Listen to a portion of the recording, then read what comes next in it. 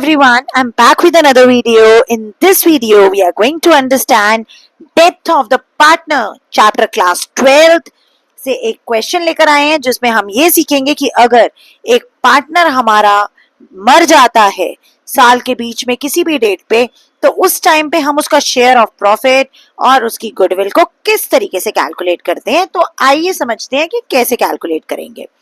हमसे बोला है जी कि आपको कैलकुलेट करना है परम का share of profit and goodwill अगर राम मनोहर परम तीन पार्टनर्स हैं and Param has died on 29 Feb.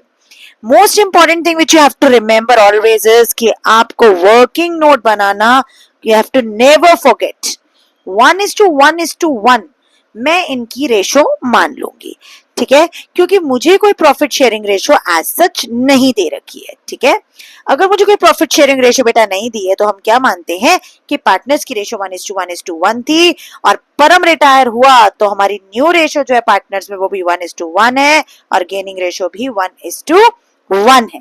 ठीक है, आगे जैसे जैसे हम बढ़ते चले जाएंगे तो हम क्वेश्चन में पढ़ेंगे कि हमें कह रहा है कि his profit was to be estimated on the basis of, और सबसे इंपॉर्टेंट है कि परम मरा कब, वो 29 फेब में मरा 2025 में। दैट मीन्स हमारा ईयर एंड भी नहीं हुआ था, उस ईयर एंड से पहले ही परम की डेथ हो गई। ठीक है, तो अब बड़े ध्यान से हम इस चीज को पढ़ेंगे कि कैसे हम इसे सॉल्व करने वाले हैं। हमें परम का शेयर ऑफ प्रॉफिट निकालना है। गुडविल से रिलेटेड तो हमें कुछ भी क्वेश्चन में दिया नहीं है, तो हैव टू कैलकुलेट परम share of profit and pass journal. आपको जर्नल निकालनी है और उसका शेयर ऑफ प्रॉफिट निकाल के यहाँ पे डिवाइड करना है। ठीक है, तो अभी देखते हैं कि हम परम का शेयर ऑफ प्रॉफिट कैसे निकालेंगे।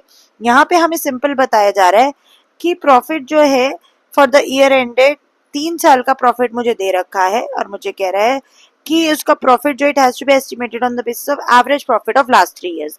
कुछ नहीं करेंगे, आप सबसे पहले लास्ट 3 इयर्स के प्रॉफिट को निकालेंगे। आप लिखेंगे average profit which is equals to 80,000 plus 90,000 plus 1 lakh divided by 3 which will come out to be 90,000 और ये 90,000 एवरेज प्रॉफिट का ही हमें क्या निकालना है, उसका शेयर ऑफ प्रॉफिट।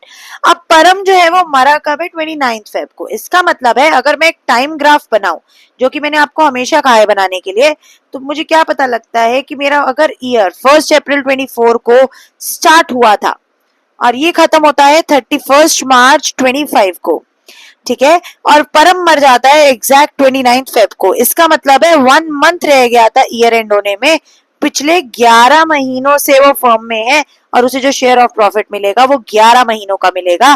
तो आप क्या लिखेंगे, परम्स शेयर ऑफ प्रॉफिट, उसका शेयर ऑफ प्रॉफिट जब आप निकालेंगे तो आप देखेंगे 90,000 का 1/3 उसका शेयर। 90 का सबसे पहले तो आप कीजिए 90 इंटू कितना टाइम पीरियड है, टाइम पीरियड क्या है 11 महीने का हमें निकालना है प्रॉफिट, इंटू उसका शेयर 1/3, जिसे जब मैं सॉल्व करूंगी तो मेरे पास वैल्यू आ जाएगी 27,500।